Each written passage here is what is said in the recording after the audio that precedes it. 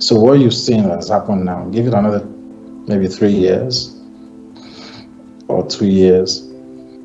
Then then they leave again. Immigration law is never static, okay? And it's a cheap way for any government in power to be able to get votes. We saw that happen in the United States itself, okay? The United States is a bastion of immigration. It was built on immigration. There was, people came from everywhere, from the United Kingdom, from Germany, from this to settle, from Italy. The pillars of the United States rest on immigrants, on immigration.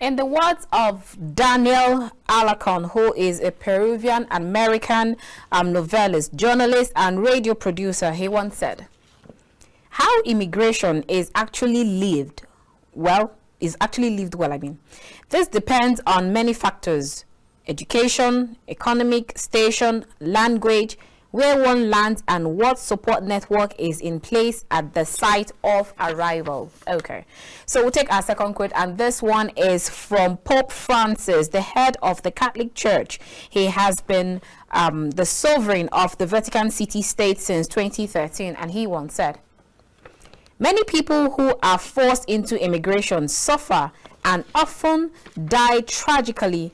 Many of their rights are violated. They are obliged to separate from their families and unfortunately continue to be subjected to racist attitude and xenophobia. Wow. Warm greetings and welcome to The Conversation. We're reaching you from KAFTAN's television studio here in the nation's capital, Abuja. I am Annabelle Oji. Now let's see how this quote relates to what we'll be discussing today. By January 24, 2024, Nigerians and other foreign nationals on study visa to the United Kingdom will no longer be able to bring in their family members. A new policy rolled out by the British government to curb migration reveals this. Earlier, Home Secretary Suella Braverman had proposed a number of policies for immigrant students. Now, under her plans, foreign students will be banned from bringing dependents to Britain with them unless they are on postgraduate research programs. Foreign students will no longer be able to switch out of the student route into work route for staying in the UK before their studies have been completed. Similarly, efforts will be made to clamp down on unscrupulous education agents who may be supporting inappropriate applications to sell immigration for instead of education. Nigeria had the highest number of dependents, that's 50,923 of sponsored study visas holders in 2022, while India had the second highest number of dependents, that's 38,990. Analysis of visas issued by the United Kingdom in 2022 to Nigerians revealed that there were more visas granted for Nigerian dependents than more Nigerian students actually. Now, joining us to have this conversation is Evelyn Epelle, who is KAFTAN TV's correspondent, and we also have joining us virtually via Skype, Kola, Alapinni, who is an international human rights lawyer. I'm sure you also saw that video of the Nigerian guy who made the interview, and according to some people, he decided to burn the same bridge that he passed through and stopping or spoiling it for other people. We'll have this conversation after this time out. Join us again.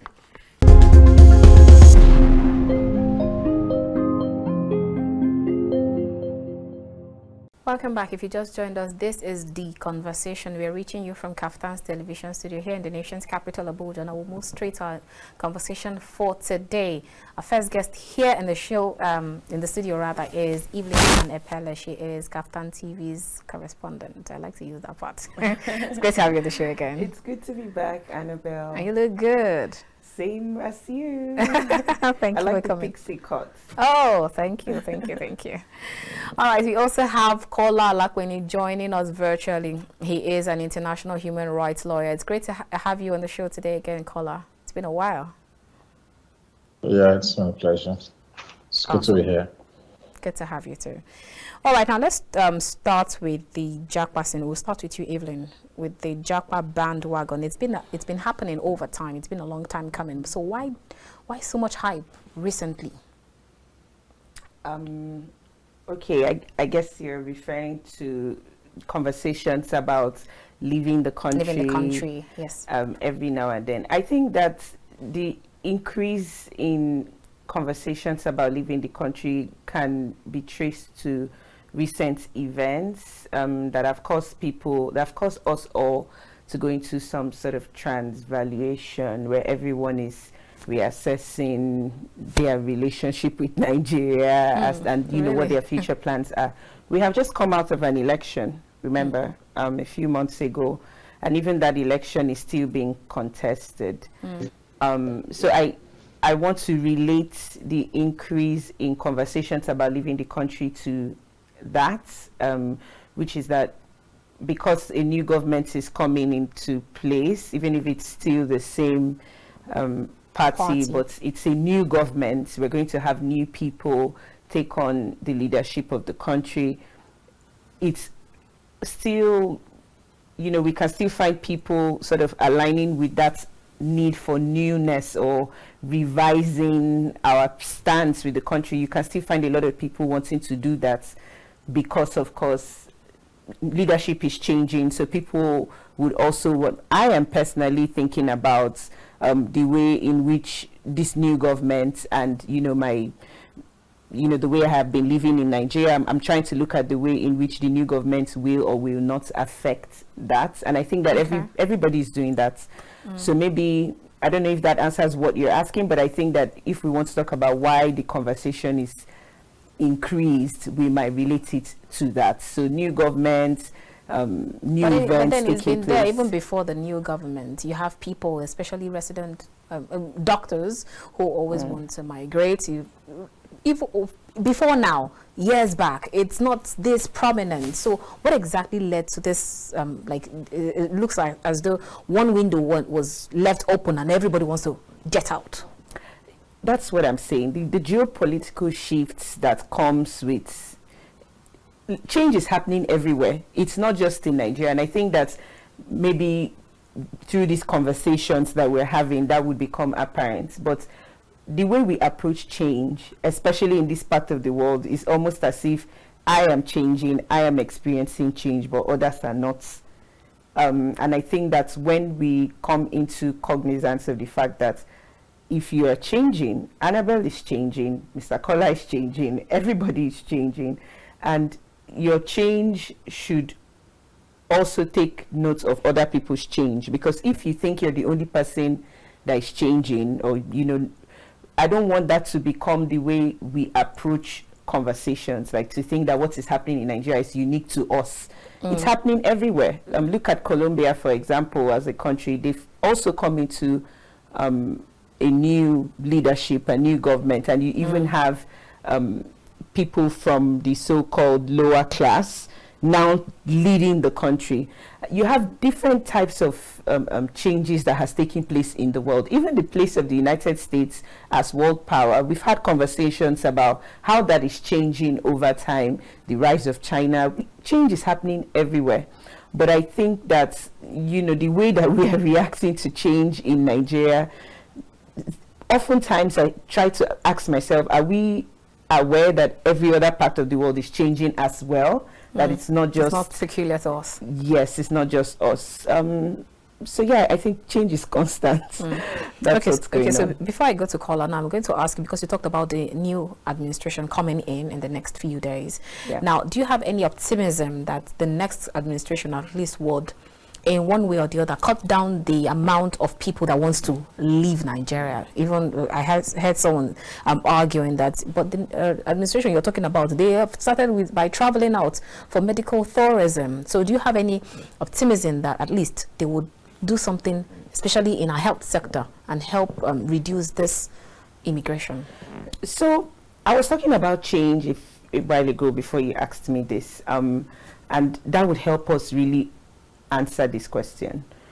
When you come into understanding that everywhere is changing, including where you're going to, where you're coming from, you would then embrace new understanding and new knowledge, like, for example, the way we are all making arrangements to leave Nigeria. There are people who, as we are speaking right now, they're making every arrangement possible to come into Nigeria. If you board an international flight coming into Nigeria, you might end up shocked at the amount of foreigners that are doing everything possible to come into this country. I sat with a Turkish citizen the other day here in Abuja who was talking about the rentage of properties to the tune of nearly $30,000 per annum in rentage for properties. And you know, I was perplexed to find that I didn't even know that inside Abuja, where we all are living, that people are actually renting properties for that amount. It opened a new level of understanding to me to say, people are looking for ways to leave Nigeria. That amount, you just said now, for a year, it's like that amount can even relocate an entire family out of Nigeria. And here I am coming into knowledge of the fact that people are actually paying that amount, to rent properties to stay in Nigeria.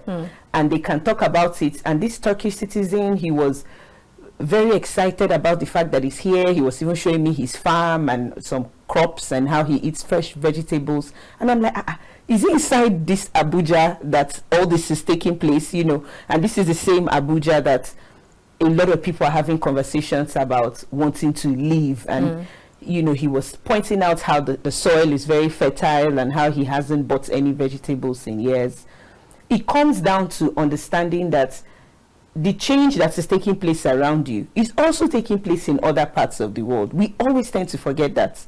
So now the question is, why should the federal government or the new government put in place any kind of laws or whatsoever to quote unquote stop Nigerians from moving anywhere or stop anybody really? I think that the freedom to relocate or the freedom to roam, as it may, is still a fundamental human right. I think Mr. Kola can tell us more about that. I would never support any policy or whatever that seeks to like constrain people's movement. However, I'm happy that we're having conversations like this that allows us to bring things like our intentions to the fore.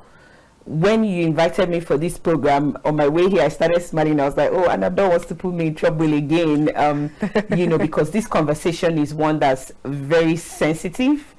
It's sensitive because personally, I have realized that no two Nigerians have the same reality. Sure. We might all be living in Abuja, we might all be experiencing the same sunlight and all, but we don't have the same reality in terms of our responsibilities. And when you think about how communal we are, you can see someone looking so good, but they are personally responsible for like 30 people in their family, or even more than that, and the extended family and so on. So what might work for one Nigerian might not necessarily work for others. We always have to find a balance to create a society that works fairly for all of us. Maybe not all of us, but for a good majority of people. That's where it should be. You know, and when I look at it through that light, I start to see how the fact that I moved to the US to study, and after my graduate study I moved back to Abuja, does not necessarily mean that it would work that way for other people. But within that framework, let us also not deny the reality where that is not common and that's not a norm.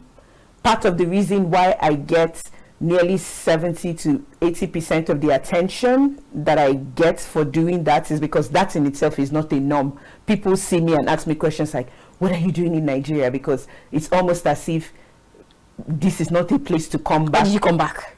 That I've answered this year alone, I've answered that question more times than I have even answered, how are you doing? Like, people ask me that all the time. And this comes back to talking about the change, you know, the change that I speak of. Is like, when you don't have that fundamental understanding that change would meet you anywhere you are in the world, you tend to start taking decisions based off what's popular.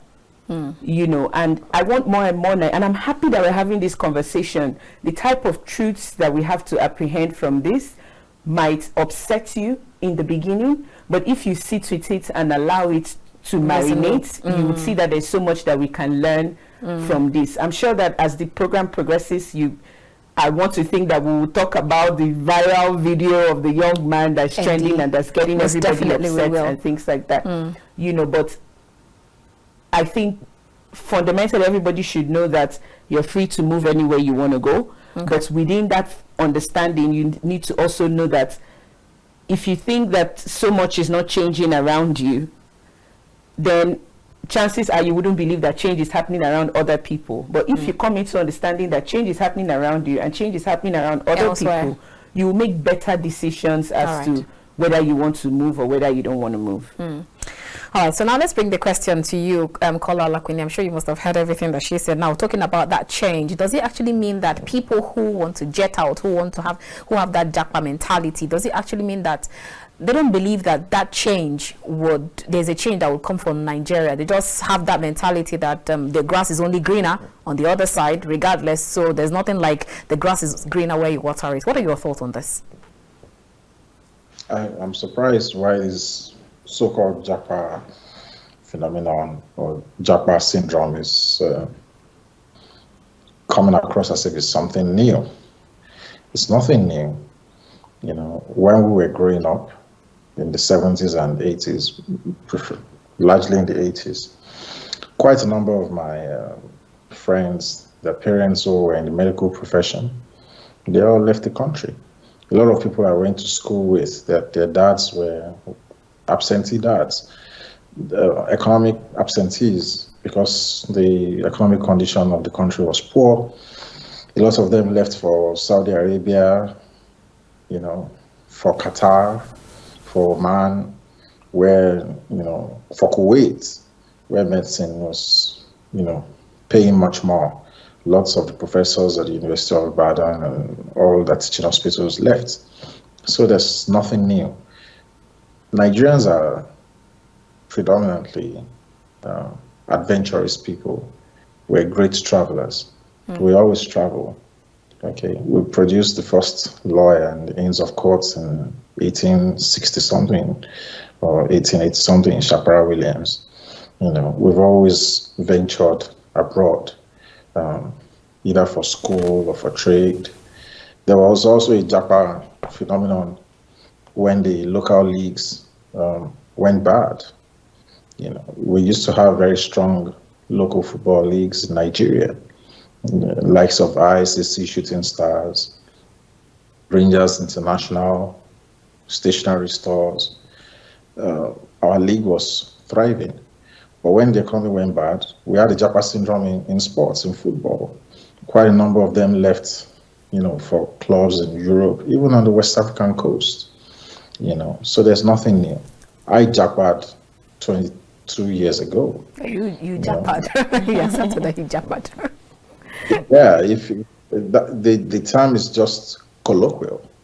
You know, I won a scholarship in 2001. I left. That was the opportunity to do my first master's degree. I got a scholarship to South Africa. I came back, you know, and I left again in 2005 for another master's in the United Kingdom. And I came back years after. So there's nothing new. People will always go to where their ambitions are going to be met. The reason why people depart the country is individualistic. For some, it's for professional pursuit. For some, it's economic reasons. For some, it's lack of ambition. And for some people, it's even exile. We had some JAPA too during the military years when there was a crackdown on journalists and people were fleeing for political asylum and, you know, going into exile. So, you know, there are various reasons. There are no permanent friends or foes. There are only permanent interests. Okay. So you have to look at the interests of people who are living in the country. Okay, so now let's talk about what Evelyn said. She talked about the human right part of the fact that you have to constrain people, asking them that they're not supposed to leave, either the medical doctor. We recall when there was a plenary in that regard, saying that when people are trained, they should not leave, and that what exactly what does the law say in that regard? That's one on the side. And you talked about, I'm going to ask you two questions and I'd like you to take them in one breath. Now that's one on the side. And then secondly, you talked about economic effect. So how much, we'll talk about the ban of from UK home country, talking about saying that Nigerians especially should not come with their dependents. So what are the economic impacts of that they enjoy when people come to their country? Okay, I think we have to take it easy with the bundling together of questions. The first one you said bordered on, on the rights, okay, the fundamental human rights of the people who the government is seeking to restrain. If you take something from the government and you sign a document, say for instance, I used to have a housemate in the UK who was from Pakistan. There were two housemates from Pakistan. One was self-sponsored. He comes from a rich family, and he came in for a master's in, I think he was a dentist already in Pakistan. So he came in for a master's in one of the medical sciences, and the family bore all the costs. Of course, he came to the United Kingdom of his own volition. No government had a hold on him. The second lady was sponsored by the government of her country, same country. Very brilliant lady. And she was made to sign a bond of 5 years or something like that, which means when she finishes her PhD program, she would return to the country that sponsored her, and she would have to work for them for 5 years before contemplating returning or leaving the country for anywhere else. If she decides to stay back in the UK, she would forfeit the bond. So they would have put up maybe like their property documents or something, or sign an agreement. This is the cost of your education. There's equivalent of maybe £100,000.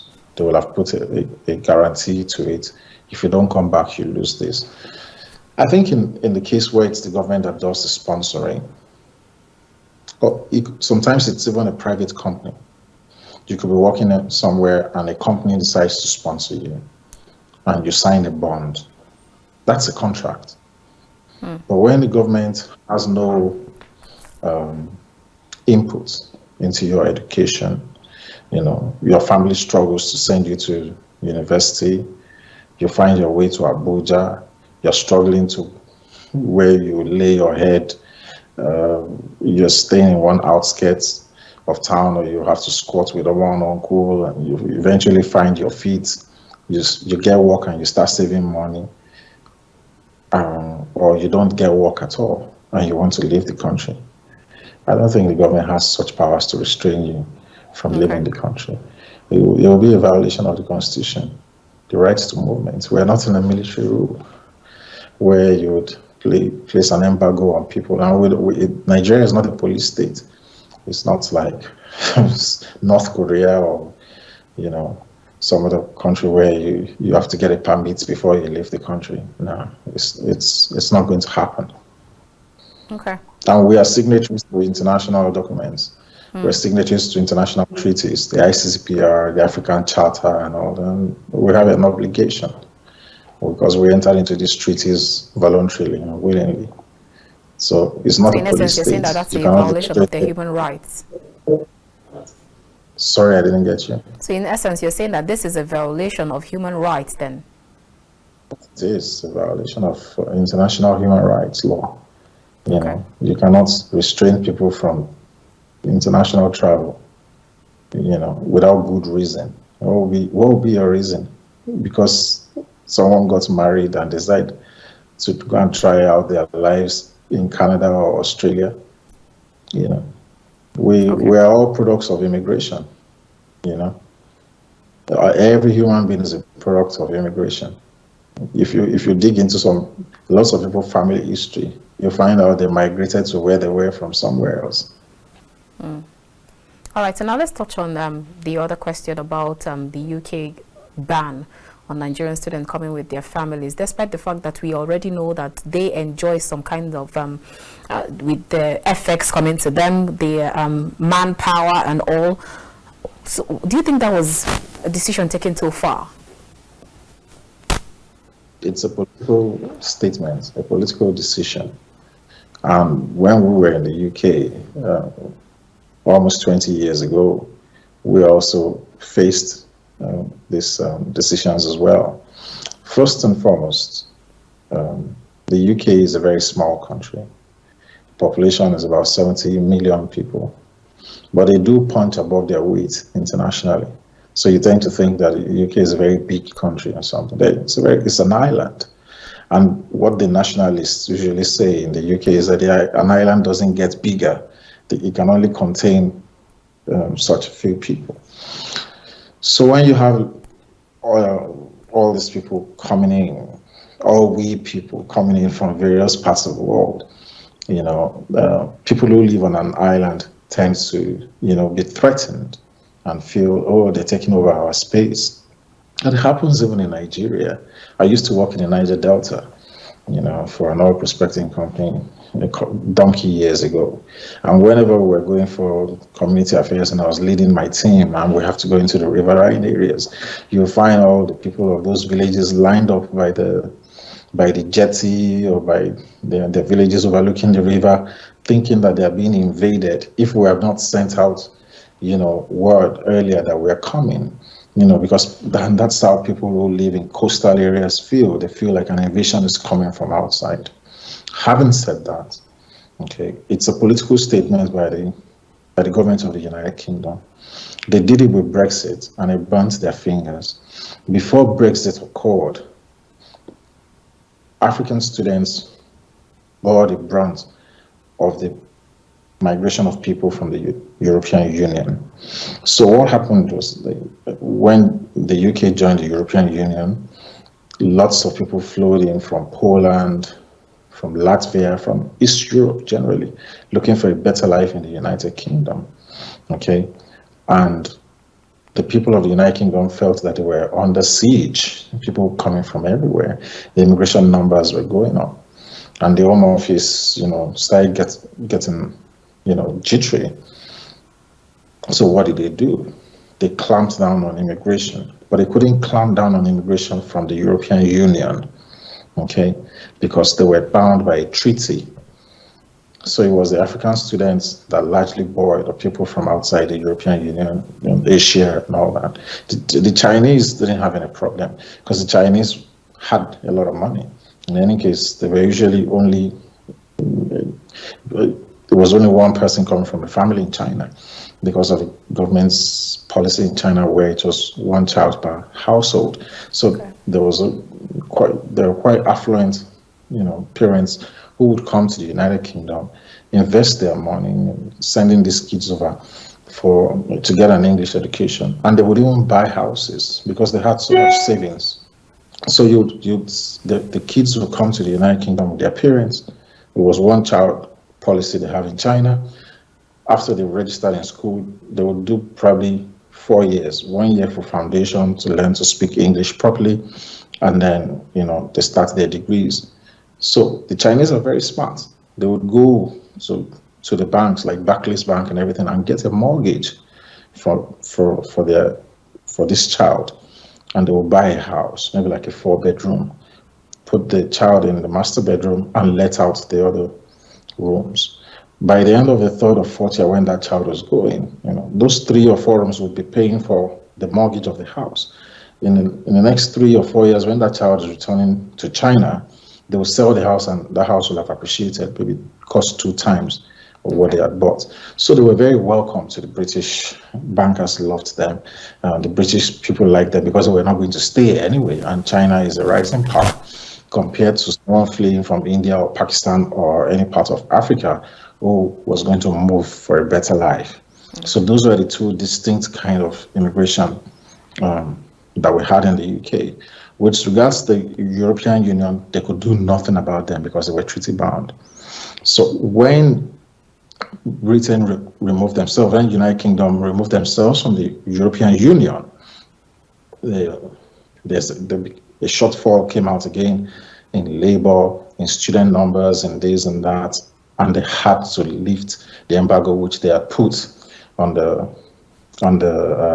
immigration numbers. So of course, where the Africans had been neglected and they were trying to shut the door on us before, or the Indians and the Pakistanis, they had to allow us in again because there was a shortfall, and the UK was also losing money from foreign exchange and everything. So what you've seen has happened now, give it another maybe 3 years or 2 years, then they leave again. Immigration law is never static, okay? And it's a cheap way for any government in power to be able to get votes. We saw that happen in the United States itself, okay? The United States is a bastion of immigration. It was built on immigration. There was, people came from everywhere, from the United Kingdom, from Germany, from this to settle, from Italy. The pillars of the United States rest on immigrants, on immigration. All right. Then you have someone like Donald Trump coming, who himself is a child of immigrants, trying to play the immigration card. Why? Because it's a sure banker when it comes to votes. Okay, so that's people. They use it for political means, but it always finds a way of settling. All right, then let's go on a quick break, and when we return, we'll continue this conversation with Evelyn, Epelle, and Kola Alapinni. I will see you after this time out. Join us again.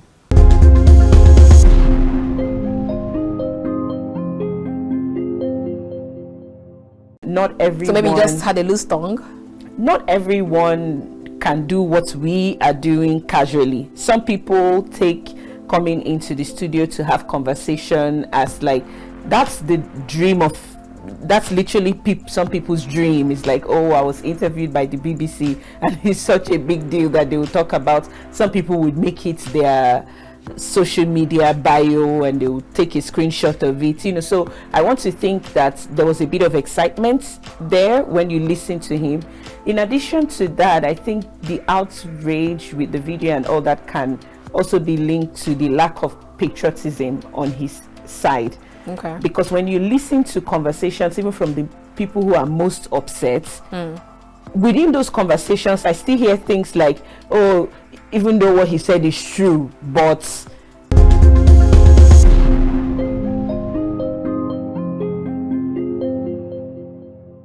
Welcome back. If you just joined us, this is the conversation. We're reaching you from KAFTAN's television studio here in the nation's capital, Abuja. If you just joined us, you've actually missed out on a whole lot, but then you can still join in the conversation. As our guest on the show today is Evelyn Epelle. She is KAFTAN TV's correspondent, and we also have Kola Alapinni, who joined us virtually. He is an international human rights lawyer. All right, before we went on that break, we've actually talked about quite a lot of things, and I'm sure you heard where he said that all of this is would phase out. It's just for a season. It's just one of those political, let me borrow one of the Honorable here's language. It is just one of those political jingoism, political brouhaha. All right, so now in your thoughts with all that he said, I'm still wondering, why did they even have to start at some point and then say, okay, Nigerians should go? It's not like it's only Nigerians that are coming with dependents. You also have other countries like India, like Pakistan.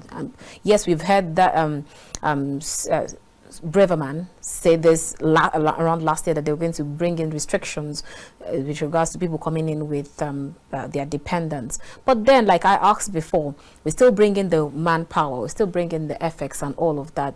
So why did they have to start at some point? Isn't it just one taken too far? Why did the decision at the first place? In societies where data counts or matters a lot, you're often going to find things that other people have classified as a norm to be checked. That's the role of accountability. That shows you that a society is working. There's this quote that I always talk about that says, when you know better, you do better. So it's okay not to know, but the decisions you take after you've known matters. Nobody is going to call you out for ignorance. So if something has been going on for a while and you don't know about it. When you finally get to know about it, you will do something about it. I have a water pump that after a while I realized that sometimes I'm not washing my hands, I'm not washing clothes or whatever, but I can hear the pump go off. That immediately tells me that somewhere in the house water is leaking somewhere, because the pump goes on to charge when water has been used from the tank. And so I had to start looking for it, and when I found it, I fixed it so that the leakage would stop happening. So that's just what's going on here.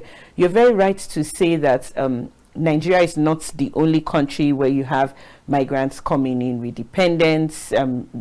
Communities like Pakistan, the Pakistani community, the Indians, a lot of them, when they move with their families. And community is a need that any human being has. You know, everybody has that sense of want to be with their family or people that they share something in common with, just to have that sense of companionship, you know. But they have gone into the migration statistic and looked through that data, and they have found now that Nigerians in particular have occupied a vast majority of those that are seen as, you know, students who come in and also come in with their spouses, which is why they decided to check it.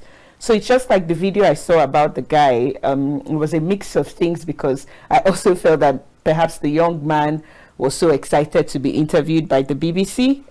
There is that. There is that too. Not everyone. So maybe he just had a loose tongue. Not everyone can do what we are doing casually. Some people take coming into the studio to have conversation as like, that's the dream of, that's literally some people's dream. Is like, oh, I was interviewed by the BBC, and it's such a big deal that they will talk about. Some people would make it their social media bio, and they will take a screenshot of it, you know. So I want to think that there was a bit of excitement there when you listen to him. In addition to that, I think the outrage with the video and all that can also be linked to the lack of patriotism on his side. Okay. Because when you listen to conversations, even from the people who are most upset, within those conversations, I still hear things like, oh, even though what he said is true, but, you know, so it means that the outrage is not necessarily about, you know, whether or not we can contest that data. I saw another interview from another doctor that seemed to be well accepted, and if you go back and listen to the question that was asked to the doctor and his response, you will see that the doctor did not respond to the question, but he provided reasons and explanations for why we should not be asking the question. Okay. But the British government is out to answer a question and not for us to give them context. And just like I said with that guy, I do not agree with the version of the story where the guy is the one that told the UK he was the reason why for this ban. I don't agree with that side of the story. Okay. Because the United Kingdom is a country that collects and checks its data. And even before the young man was called to speak on this, I think even the reason that he was called is just like, how did you select the guests for this program? You reached out to me based off your knowledge of me and the fact that I have left the country to study and come back to the country, so you strongly believe that I would have that perspective. There's Mr. Kola as well, who is also a member of the diaspora community and also a Nigerian. So you're doing your job as a reporter and a presenter to bring people you strongly believe can speak on the issue. I think that that's the role that he was playing. He's within the community where he's famed for putting out videos about the work he does, helping Nigerians migrate to the United Kingdom. That's what he does with his time and his creativity on YouTube. And I think that the reason he was approached is because if anybody will have data about that in terms of migration, it's people like him who have made a business out of it. And maybe we should even check the way in which we're reacting to this, you know, so that we don't sort of like even expose other issues that we're not necessarily at the center of the conversation. So do you think that this slam, this rage, it looks like everybody is on the guy at the moment? They start digging deep and bringing past incidents, and then some people will remind you of the fact that he was even a police officer in Nigeria before he left. He left even through that same route of dependents going through. Is it really necessary? I think that the number one thing that I've learned from the incident, and I think that is apparent enough for each and every one of us to learn from it, is that my action as a Nigerian, as an individual citizen, has effect on another Nigerian and a lot of other Nigerians, whether anywhere they are in the world, whether in Nigeria or outside Nigeria. And that's what this is about. The anger here is not, like I said to you, it's not about whether or not what he said. Okay, let us pause for a minute and take out what he said that really upset everybody, which is that a lot of people claim that they want to go to the UK to study, and that is like an undercover for running away from Nigeria. Let us isolate this young man from that conversation and just take only that thesis statement and try to see if we can find support from it. And you can ask Mr. Kola, I'm here, and we can ask me, and we can ask you, just off of the top of your head, how many young people or how many Nigerians in the last 5 years do you know who told you, oh, Annabelle, I've gotten admission to go do my master's in the UK, and have gone to the UK to do their master's and returned to Nigeria? Do you know a handful? If there are 10 of such people, how many of such people actually finished their studies and came back to the country that you know personally, on a scale of 0 to 10? That's a big one. It's a big one because that's the nature of truth. The nature of truth is that it would unsettle you, and that's why we're seeing all the reactions that we're seeing there. You don't see me looking upset or looking angry at it, because I still see why people are upset. People are upset because it's a Nigerian having that conversation, and they believe that he just burnt the same ladder that took him up. Not just took him up, but it's also, remember that this is, I was asking myself on my way here that what are his motives? And I'm happy Mr. Kola is here because he's a lawyer and we can always talk about motives. So what are his motives? Because remember, he was approached for his expertise in terms of bringing Nigerians into the UK. Why would he potentially benefit from burning his own bridge?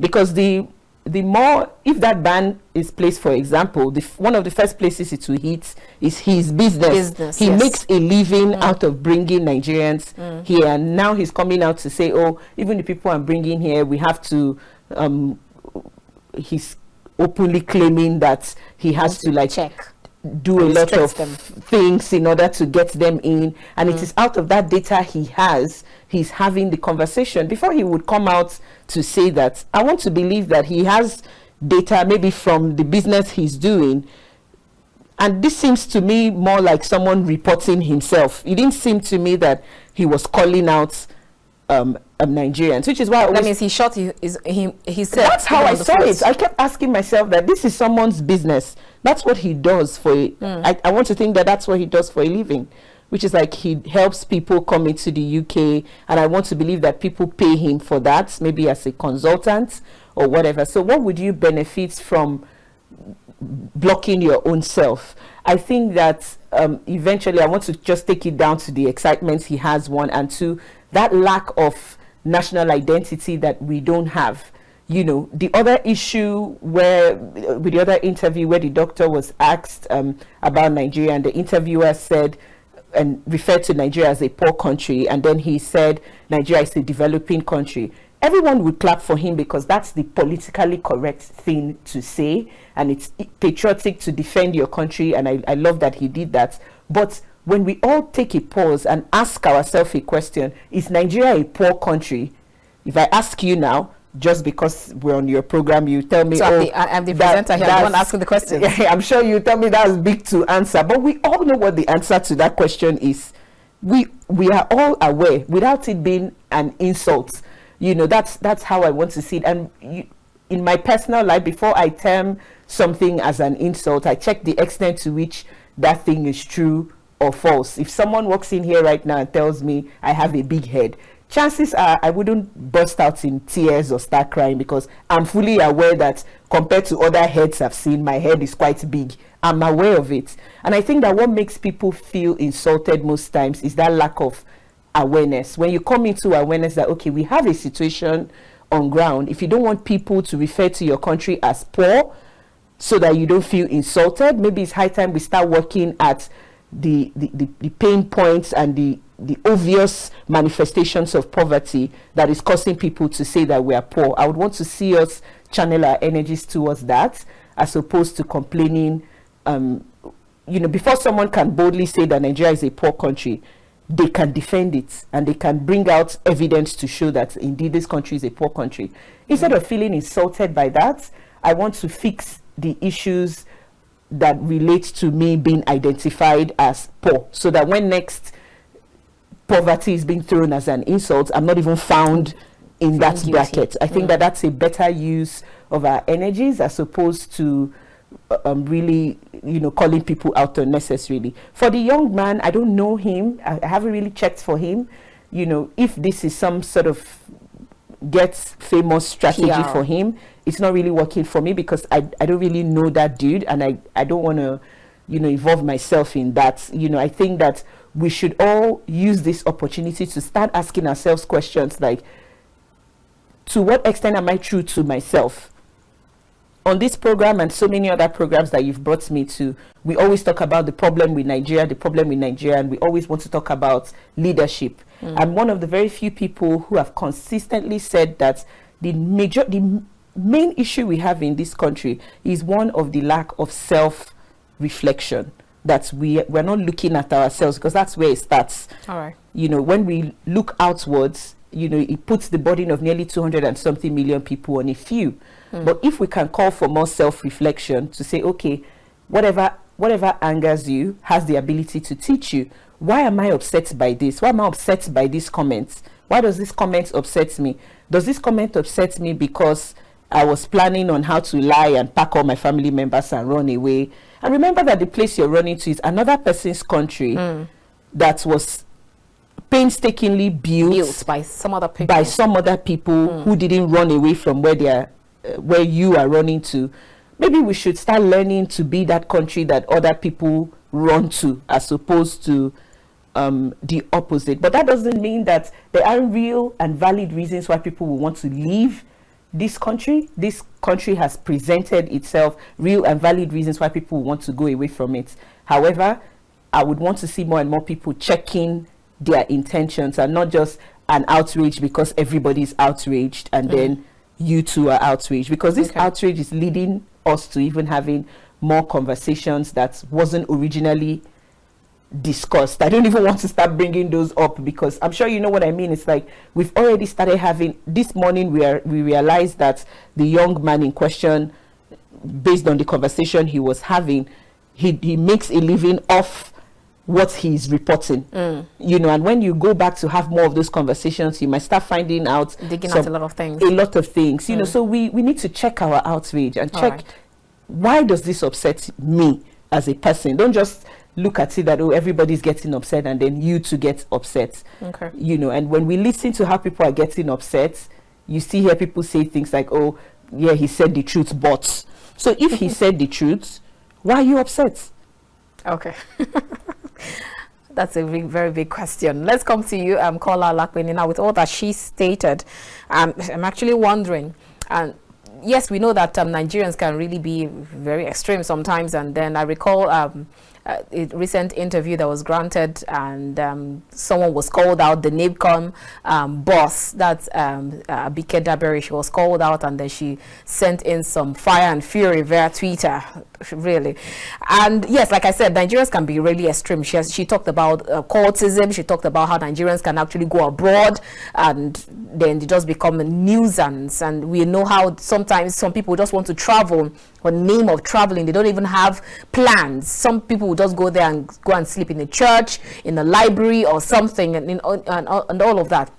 So that with this interview, a lot of people have believed that that guy was not being patriotic. Now, let me ask you, do you actually believe that he was not being patriotic? That's one on the side. And secondly, how much will this astronomically in any way increase or decrease the racism that has been there, especially from these countries? People are saying that, okay, after you guys were not even wanted, would it have any impact on racism? Okay, on the issue, on the first issue, I think this gentleman got excited by being interviewed by the BBC. I think that has been identified by our colleague in the studio there. He got carried away, and if he evaluates what he said, and I think I saw something on Twitter, like an apology from him. It's beginning to dawn on him. The effect of what he has said is beginning to dawn on him. I think his life will never be the same again. No employer is going to touch him with a 10-foot pole because of the controversy, which is the BBC we're talking about, the big B. You know, anytime he wants to apply for a job, that interview is going to haunt him. Oh, wow. Because, oh yes, if he wants to work in the UK, once they run a background check on him or a due diligence check on him, that interview is going to haunt him. It will follow him for a very long time. Nobody is going to hire, even KAFTAN TV. If he comes back to Nigeria and wants to work for KAFTAN TV, he will not be hired. Your HR is going to dig up that video, and they're going to see that he cannot be trusted with company secrets. I feel very bad for him. I don't think But can he actually seek asylum at this moment? What did you say? Can he seek asylum at this moment? What would be the reason? That they want to kill him in Nigeria? Because he's been sending messages saying that they've been threatening him, and he's put the name of those that have been threatening him. All right. That's for the British government to decide. if they want to granting of asylum is up to the government of the country where you're claiming it from. So I wish him luck if he chooses to use that route to stay back in the UK. But I think, as I was saying, that he would feel a deep sense of remorse because I think he got excited. And the reality is now hitting him in the face. If he gets asylum for himself, what about his family in Nigeria? He has an extended family here. Would they also get asylum in the UK as well? You know, it goes beyond that. And there's a lesson in there for everyone. You have to be careful of what you're dropping, because these things they have consequences. Actions have consequences. Especially for someone himself who prides in guiding people through the murky waters of trying to immigrate abroad. You know, for you to fall into that trap, it's very ironic. Okay, but let's not make him the big story. Let's look at the wider effect of what this has on the society itself. See, the British government or the authorities in the UK themselves, as you know, when I was telling you earlier, I said there are no permanent friends or foes. There are only permanent interests. Do you recall during COVID-19 or shortly after COVID, and there was a shortfall in doctors and nurses because, you know, they were losing people in the medical field? Do you remember that there was a chartered flight that was sent to Nigeria to evacuate our doctors? Maybe a flight or two, and it was turned back by our immigration. It was a I don't know, maybe we could say it's a patriotic act by our immigration, because they saw the alarming figures of everybody who was trying to JAPA, to use your quote. And they don't, all these doctors leaving all at once, and nurses. Our healthcare system is going to be in danger. And for the first time in a very long time, because all the embassies were closed there and the consulates, the British authorities allowed people to get on the plane to come and get a visa on arrival in the United Kingdom. That tells you that there are no permanent friends or foes in politics. There are only permanent interests. Okay, so they give them a waiver. When you get to Heathrow, you get your visas. So the immigration at the port says, "Oh, you cannot leave our country if we don't see a valid visa where you're going." They say, "Oh no, they've given us a waiver," and this one say no. It was all a ploy to stall them. Eventually, when the embassy started working, those charter planes came back, and they still evacuated our staff, our doctors and nurses. Okay. So once there's a shortfall in skills, which a particular country wants, and there are people who are willing to fill those skills, people will always leave. You can only try to put obstacles in the way for a bit. They will find a way around it. Do you also realize that there were some people who leave Nigeria when there was a flight embargo between Nigeria and the UAE? People were going to the Republic to go and fly. They were going to Ghana to go and fly because we had cancelled direct flights. Now you cannot fly to Dubai, to the UAE with a Nigerian passport anymore because of things that really gone bad between our government and theirs. If you have a resident permit, yes, they would allow you. But if you don't have a resident permit, if you have no business residing there, if you're going there as a tourist, you cannot go to the UAE anymore. I believe this will be reviewed, but that shows you there are no permanent friends or foes. There are only permanent let's quickly touch on some of these effects. Sorry, I had a button. Our time is fast spent, but let's touch on the effect that's with regards to racism. How much will this either create a spike or reduce it, especially from racist is the UK? Racist. There's nothing you can do about such people. They are sick people. Even without this incident happening, you'll find out in some of these countries, as qualified as you are as a doctor or a nurse or a lawyer, some people will say, "Oh, I don't want to be seen by a black person." And then the doctor will say, "Okay, very well and good. You're on your way to die very quickly." I've had a couple of friends who have spoken to them. "Okay, you don't want to see me, that's fine. There's no white doctor around, so whenever there's," and then they eat humble pie and reluctantly get seen by a black doctor or an Asian doctor or something. Racism it's beyond the government policy. Racism or apartheid, it's a sickness.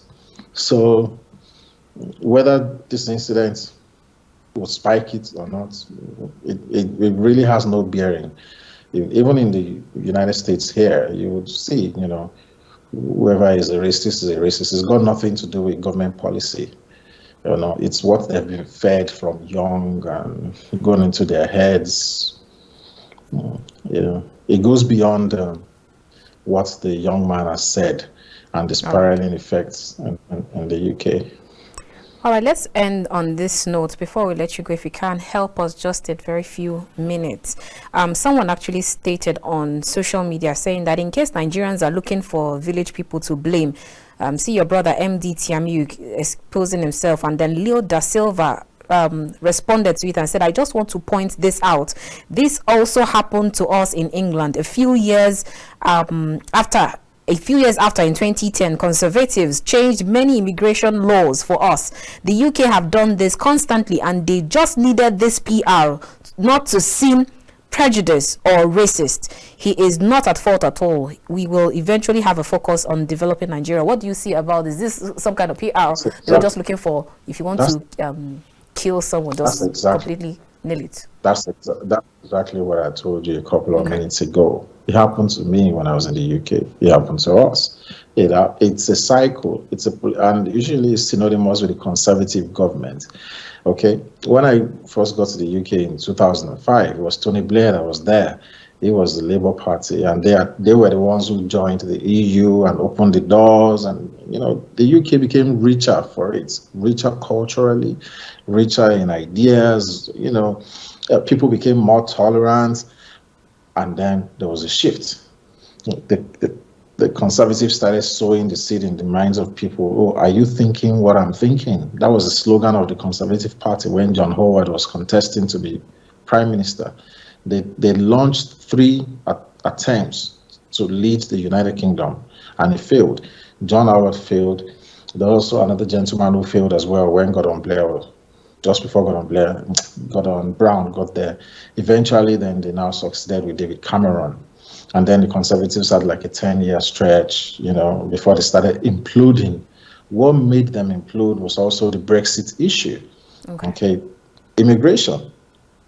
Okay. Taking the UK out of EU, and then you had a musical chairs of leaders from David Cameron, I think Theresa May came, and then, after Theresa May was Boris Johnson. After Boris Johnson was the lady that spent 40-something days, I forget her name now, and then eventually ended up with Rishi Sunak. Rishi Sunak himself is an immigrant, a child of immigrants, okay? But they didn't want a child of an immigrant to get there initially. They went on the musical chairs until they had no choice but to allow Rishi Sunak to become prime minister, okay? Braverman, who is there herself, is a child of an immigrant. So those are the issues. It will all turn around. It always happens. Even in France, with Nicolas Sarkozy. Sarkozy is the child of immigrants. His parents came from, I think, Bulgaria or Romania. Okay, so but children of immigrants who have played by the rules and got to positions of power, when they entrust you with this responsibility, they seem to be the ones that try to prove more, to say, hey, I am British, I'm French, I'll keep the gates for us. It's very ironic, and I think it's a pattern that we should study in sociology or psychology on why it seems as if when it's children of immigrants that are given the keys to the gate, they tend to try to shut it firmer than everybody else. But it's a cycle. It's going to go round, and then the UK will become more tolerant again. When we were in school, they used to give us 2 years post-study visa. Then the Conservatives came in and then they scrapped it. And then there was a shortfall in labor, and then they had to bring it back again. They not only brought it back, then you can bring your dependents. Now they're cancelling the dependents. Give it like 5 more years. When all those skills deep, then they will say, oh, come and do your A-levels and bring your dependents along.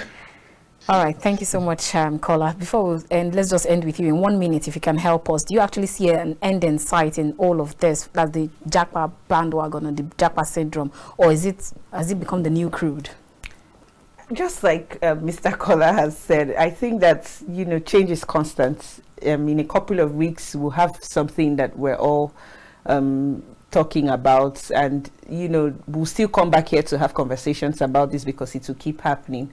But what's instructive is that we're not the only ones that are experiencing change. Within other immigrant communities, whether it's the Pakistani, Indian, Colombian, whatever, people are having conversations. If there are even WhatsApp groups and different types of support groups on Facebook that sort of like help people from other indigenous communities to migrate to UK or any part of the world. So I want us to sort of like relax and know that, this doesn't make us unique in any particular way. I just wish that when it comes to things like this, we can sort of talk less about that, because talking too much about it has even caused us a lot more problems than it has solved. So yes. Thank you so much for your time with us, Evelyn Epelle, KAFTAN TV correspondent. It's always been a pleasure having these discussions with you. Here. And thank you so much, Kola Alapinni, international human rights lawyer. It's always a pleasure having this talk with you. It's a pleasure. Nice to see you again. Nice to see you too. All right, viewers, that's where we end this conversation. Thank you so much for tuning in. I'm sure you must have been rightly educated, entertained, and informed. I will see you next time. Keep watching the conversation, because you never know what I will be discussing about or who I will be talking to next. From the nation's capital, Abuja, I am Annabelle Oji. God bless you and yours. God bless Nigeria.